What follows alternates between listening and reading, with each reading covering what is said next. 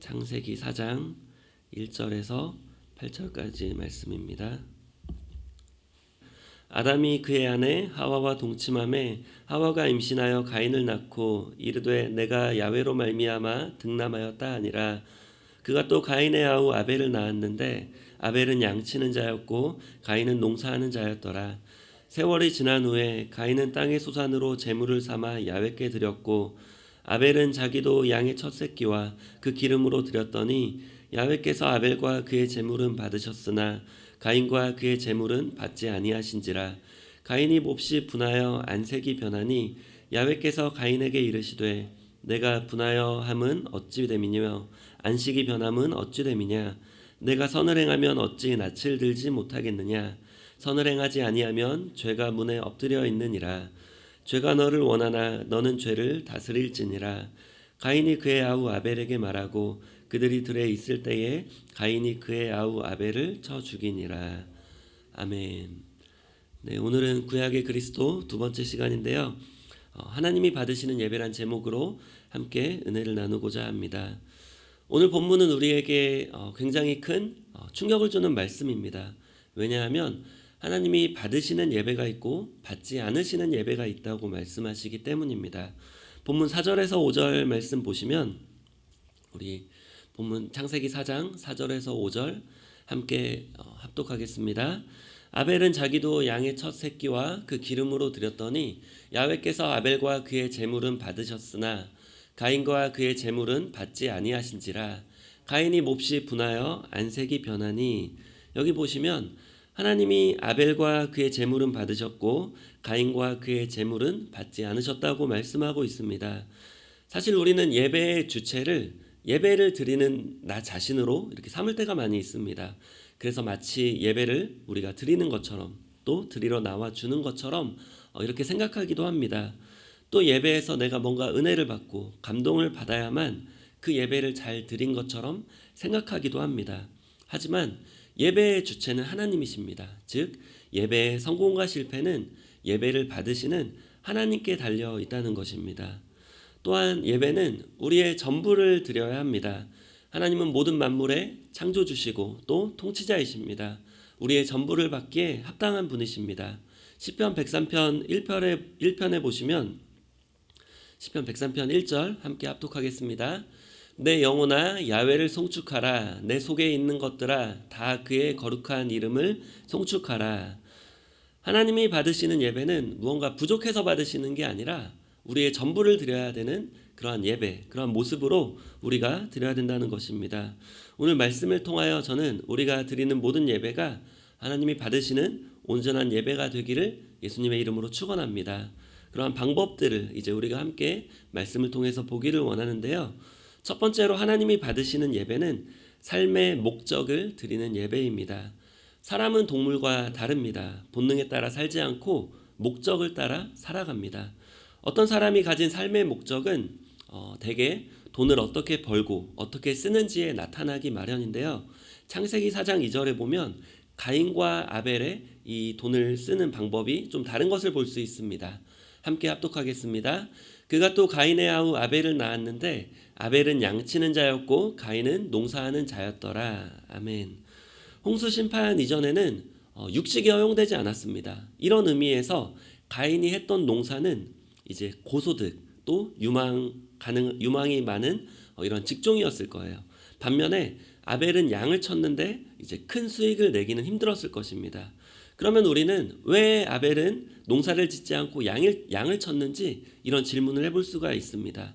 그 질문에 대한 답은 지난주에 봤던 창세기 3장에 이제 가죽옷에서 그 이유를 찾아볼 수가 있습니다. 지난주에 이제 아담과 하와가 범죄한 후에 부끄러워서 이제 무화과나무 잎으로 만든 옷을 입고 있었습니다. 하나님은 그 옷은 너희들의 죄를 가리기에는 불완전하다.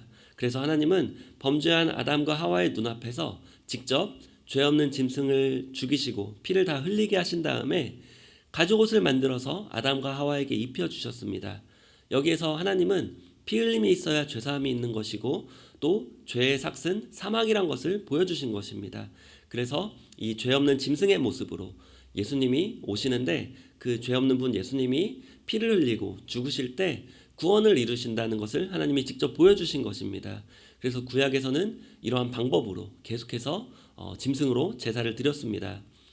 그래서 결국 아담과 하와는 실패했죠. 그래서 에덴 동산에서 쫓겨난 이후에 이제 가인과 아벨을 낳았죠. 그러면 아담과 하와의 모든 주제는 이제 에덴 동산에서 있었던 일들, 또 그들이 왜 쫓겨났는지, 또 구원자가 왜 필요한지, 이런 이야기들을 가인과 아벨에게 날마다 했을 거예요. 그렇지만 이제 그런 이야기를 같이 듣고 자랐던 가인과 아벨은 다른 모습으로 살아가고 있었던 것이죠. 저도 3남매 중에 이제 막내인데요. 저희 부모님께서 이제 믿음으로 셋 다 이렇게 키우셨지만 3명 다 살아가는 모습이, 또 그 믿음이 다른 것을 볼 수가 있습니다. 마찬가지로 가인은 자신의 부를 위해서 농사를 지으며 살고 있었고, 아벨은 하나님께 제사 드리기 위해서 비록 돈이 안 되지만 양치는 일을 선택해서 살아가고 있었던 것입니다. 즉 가인의 삶의 목적은 부에 있었고, 아벨의 삶의 목적은 하나님께 있었던 것이죠. 어떤 사람이 가진 삶의 목적은 시간을 쓰는 것에서도 나타납니다. 미국의 전 대통령이었던 지미 카터 대통령은 선거 유세 기간에도 주일이면 어김없이 자신의 모 교회에 가서 주일학교 교사직을 감당했다고 합니다. 심지어 미국의 이 가장 큰 나라, 또 가장 바쁜 나라의 대통령이었음에도 그 임기 중에도 주일에는 반드시 이제 어디에 있든지 비행기를 타고서라도 가서 꼭 모교회에 가서 예배드리고 주일학교에 가서 아이들을 가르쳤다고 합니다.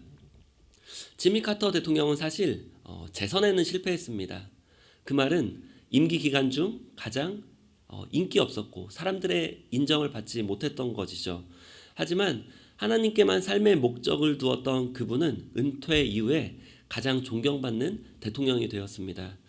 가인의 제사는 곡식 제사였기 때문에 하나님이 받지 않으셨고, 또 아벨의 제사는 피제사였기 때문에 하나님이 받으셨다라는 신학적인 견해가 있습니다. 이거는 좀 일부만 잘못 나타낸 경우인데 이것 때문만이라고 단정할 수는 없습니다.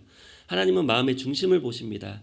가인과 아벨이 가진 인생의 목적이 그들의 삶의 모습을 결정지었고, 또 그들의 제사 방식에도 고스란히 나타나 있었다는 것이죠. 그렇기 때문에 하나님은 가인과 가인의 제물은 받지 않으셨고, 아벨과 아벨의 제물은 받으셨습니다. 우리도 마찬가지입니다. 하나님은 우리가 드리는 이러한 예배, 모여서 드리는 이러한 예배에도 관심이 있으시지만 그 예배가 우리의 삶의 목적에 어떠한 영향을 주고 있는지를 더 관심 있게 보십니다. 또 우리의 삶의 목적으로 드리는 예배를 하나님은 더 기쁘게 받으십니다.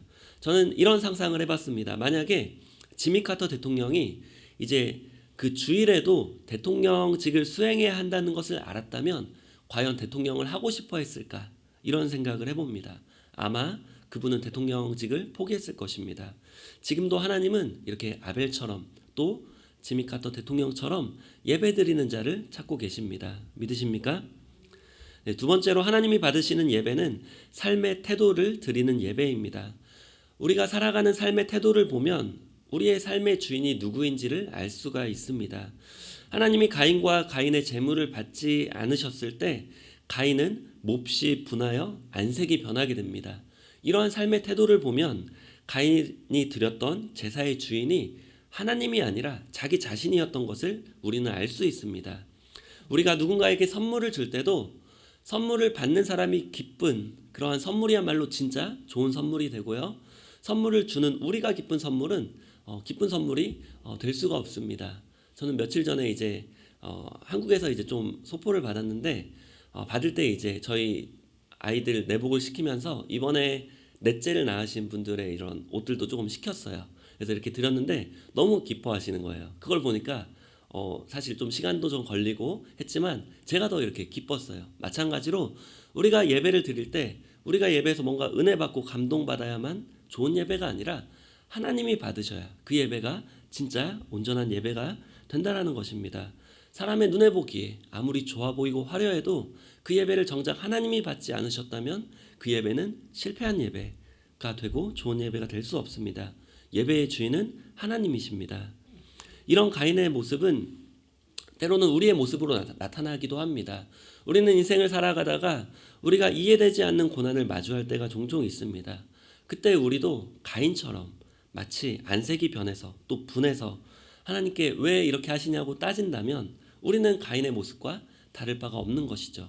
우리는 그저 욥처럼 주신 자도 하나님이시고 거두신 자도 하나님이시니 하나님의 이름을 찬양하는 이러한 자세로 우리가 나아갈 때 우리가 드리는 예배, 또 우리가 삶으로 드리는 예배가 진정 하나님이 주인 되시고 하나님이 받으시는 기쁜 예배가 될 수 있다는 것입니다. 왜냐하면 로마서 12장 1절에 보면 우리 몸이 하나님이 기뻐하시는 거룩한 산 제물이기 때문이고 그게 우리가 드릴 영적 예배이기 때문입니다. 모여서만 예배드리는 의식 이런 것이 예배가 아니라 우리 몸이 하나님이 받으시는 산 제물이고 또 우리의 삶으로 드리는 예배가 영적 예배라는 것입니다. 이런 상상을 또 해봤습니다. 만약 아벨의 제물을 하나님이 받지 않으셨다면 아벨은 어떻게 행동했을까? 가인처럼 분해서 안색이 변해서 이런 행동을 나타냈을까? 안 그랬을 것 같아요. 아벨은 먼저 하나님께 온전한 예배를 드리지 못한 것에 대해서 하나님께 먼저 용서를 구했을 것 같아요. 그리고 왜 자신의 예배를 받지 않으셨는지 하나님께 묻고 또 스스로 돌아보아서 회개함으로 하나님께 이제 결국 온전한 예배를 드렸을 것 같습니다. 아벨 예배의 주인을 하나님으로 인정한다면 이러한 태도가 나오는 것이 마땅합니다. 가인은 예배를 받지 않으시는 하나님의 뜻보다 하나님의 그 이유보다 거절당했던 자신의 자존심이 더 중요했습니다. 그러나 하나님을 주님으로 모시는 사람은 자기 생각이나 자기 유익이나 자기 자존심이 중요하지 않습니다. 로마서 14장 7절에서 8절 우리 함께 합독하겠습니다. 우리 중에 누구든지 자기를 위하여 사는 자가 없고 자기를 위하여 죽는 자도 없도다. 우리가 살아도 주를 위하여 살고 죽어도 주를 위하여 죽나니 그러므로 사나 죽으나 우리가 주의 것이로다. 아멘. 사나 죽으나 우리가 주님의 것이라는 이러한 삶의 태도로 또 그러한 태도로 드리는 예배를 하나님이 받으십니다. 믿으십니까? 세 번째로 하나님이 받으시는 예배는 삶의 열매를 드리는 예배입니다. 사실 삶의 열매는 결과론적인 이야기죠. 하지만 죄에 대한 성경적인 입장은 세상의 입장과 좀 다릅니다. 세상에서는 죄를 지어야 죄인이죠. 또 그 죄가 들켜야 죄인입니다. 죄를 짓고도 들키지 않으면 죄인이 아니죠. 세상에서는. 하지만 성경에서는 어떻게 말하냐면 죄인이니까 죄를 짓는다. 죄가 그 안에 있으니까 나타나는 게 죄다라고 말씀하는 게 성경입니다. 말씀에서도 좋은 나무가 좋은 열매를 맺는다는 이러한 말씀과도 동일하죠. 즉 결과를 보면은 과정도 알 수 있다. 그 말은 과정과 결과를 동일시하는 이 성경의 입장을 우리는 알 수 있습니다. 이런 입장에서 보면은 이런 입장에서 이제 삶의 열매로서의 가인의 모습을 볼 수 있습니다. 하나님은 화가 나서 씩씩거리고 있는 이런 가인에게 너는 반드시 죄를 다스려야 한다라고 말씀하시죠. 아담과 하와는 이미 죄를 다스리지 못해서 실패했죠. 그런 이야기를 가인은 수도 없이 들었을 거예요. 그래서 하나님은 다시 한번 말씀하시죠. 반드시 죄를 다스려라 이렇게 말씀하시지만 가인은 아벨을 실수로 죽인 것이 아니라 계획하고 살인합니다. 이 마지막 8절의 그 부분에서 원어적인 의미는 가인은 아벨에게 들로 가자고 이렇게 자연스럽게 꿰어낸 다음에 들에서 이제 아벨을 쳐서 죽입니다. 아무도 없는 곳에서 또 그 살인을 숨길 수 있는 그러한 장소에서 계획적으로 가인이 아벨을 죽이는 것을 볼 수 있습니다. 이런 의미에서 가인의 주인은 하나님이 아니라 죄였습니다. 그는 하나님의 말씀을 따르지 않고 자신 안에 있는 죄가 시키는 대로 죄를 짓고 말았습니다. 로마서 6장 12절 13절에 보면 우리의 몸을 시키는 대로 하는 것이 우리의 주인이라고 말하고 있는데요. 우리 12절 13절 함께 합독하겠습니다. 그러므로 너희는 죄가 너희 죽을 몸을 지배하지 못하게 하여 몸의 사욕에 순종하지 말고 또한 너희 지체를 불의의 무기로 죄에게 내주지 말고 오직 너희 자신을 죽은 자 가운데서 다시 살아난 자 같이 하나님께 드리며 너희 지체를 의의 무기로 하나님께 드리라. 아멘. 같은 몸이라도 불의의 무기로 죄에게 내주는 사람이 있는가 하면 의의 무기로 하나님께 드리는 사람도 있다고 말씀하고 있습니다. 본문에 의하면 죄가 주인인 사람이 드리는 예배가 하나님이 받으시는 예배가 될 수 없고 하나님을 주님으로 모시는 사람이 드리는 예배가 하나님이 받으시는 예배란 것을 알게 됩니다. 그래서 예수님도 예물을 드릴 때 예배를 드릴 때 혹시나 형제와 다퉜다면 먼저 화목하고 와서 예물을 드리라고 말씀하셨습니다. 마태복음 5장 24절에 보면 우리 함께 합독하겠습니다. 예물을 제단 앞에 두고 먼저 가서 형제와 화목하고 그 후에 와서 예물을 드리라. 형제와 불화하고 있는데 화평의 하나님께 예배를 드린다는 것은 이제 말도 안 되는 거죠. 예배는 교회 안에만 있지 않습니다. 예배드리는 시간에만 국한되지도 않습니다. 예배는 삶이고 삶이 곧 예배입니다. 우리 2019년도 표어였죠. 또 계속해서 그 말씀을 들었죠. 요한일서 3장 12절에 보면 가인의 예배를 받지 않으신 이유가 가인의 삶의 열매에도 관련되어 있다고, 가인이 악하기 때문에 받지 않으셨다고 이렇게도 말씀하고 있는데, 요한일서 3장 12절에 우리 함께 합독하겠습니다. 가인같이 하지 말라. 그는 악한 자에게 속하여 그 아우를 죽였으니 어떤 이유로 죽였느냐? 자기의 행위는 악하고 그의 아우의 행위는 의로움이라. 즉 열매가 악한 사람이 드리는 예배가 선한 예배, 좋은 예배, 하나님이 받으시는 예배가 될 수 없다는 거죠. 그런 예배를 하나님이 받으실 수 없습니다. 아벨이 드린 제사는 그런 의미에서 믿음이었고 또 아벨의 삶 전부였습니다. 예배를 잘 드려야 믿음이 있는 것 같지만 결국에는 믿음이 있는 사람이 예배를 잘 드릴 수가 있는 거죠. 히브리서 11장 4절에 보면은 아벨의 제사와 가인의 제사에 대해서 말씀하고 있습니다. 우리 함께 합독하겠습니다. 믿음으로 아벨은 가인보다 더 나은 제사를 하나님께 드림으로 의로운 자라 하시는 증거를 얻었으니 하나님이 그 예물에 대하여 증언하심이라. 그가 죽었으나 그 믿음으로써 지금도 말하느니라. 아멘. 하나님이 받으셨던 제사를 드린 믿음의 사람 아벨은 결국 가인에 의해 처참하게 죽게 됩니다. 하나님께 자신의 믿음과 삶을 드렸던 아벨은 죽었죠. 아담과 하와가 가르쳤던 가죽옷의 의미를 알고 또 오실 구원자에 대한 소망을 삼고 또 그 예배를 드린 아벨은 결국 죽었습니다. 죄는 가인을 다스렸는데 그 죄는 결국 사탄입니다. 그 사탄은 아담과 하와를 넘어뜨렸고 또 아벨의 혈통을 통해 예수님을 보내시려는 하나님의 계획을 또한 막았습니다. 하지만 하나님의 소망은 거기서 끝나지 않았습니다. 창세기 4장 25절 26절에 보시면 우리 함께 합독하겠습니다. 아담이 다시 자기 아내와 동침함에 그가 아들을 낳아 그의 이름을 셋이라 하였으니 이는 하나님이 내게 가인이 죽인 아벨 대신에 다른 씨를 주셨다 함이며 셋도 아들을 낳고 그의 이름을 에노스라 하였으며 그때의 사람들이 비로소 야훼의 이름을 불렀더라. 아멘. 하나님은 아벨 대신 셋을 주셨습니다. 셋을 통해서 하나님과 동행했던 에녹이 태어났고 또 방주를 지은 노아도 태어났습니다. 결국 쭉쭉 이어나가서 이제 다윗도 예수님도 그 혈통으로 태어나게 됩니다. 마지막에 사람들이 비로소 야훼의 이름을 불렀다 이렇게 기록하고 있는데 그 에노스가 야훼의 이름을 불렀다라고 이제 원어적 의미로 볼 수 있는데, 즉 온전한 예배를 드렸던 아벨은 죽었습니다. 하지만 그 대신 셋의 아들인 에노스를 통해서 온전한 예배가 다시 회복되었습니다. 아벨처럼 삶의 전부를 드리고 또 하나님이 보내실 그 구원자를 소망하는 그 예배가 다시 회복되었습니다. 하나님은 오늘도 이렇게 예배하는 자들을 찾으십니다.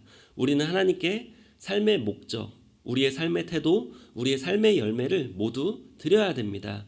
오늘 하루도 다시 오실 예수님을 소망하며 삶의 전부로 예배를 드리시는 저와 여러분이 되시기를 예수님의 이름으로 축원합니다.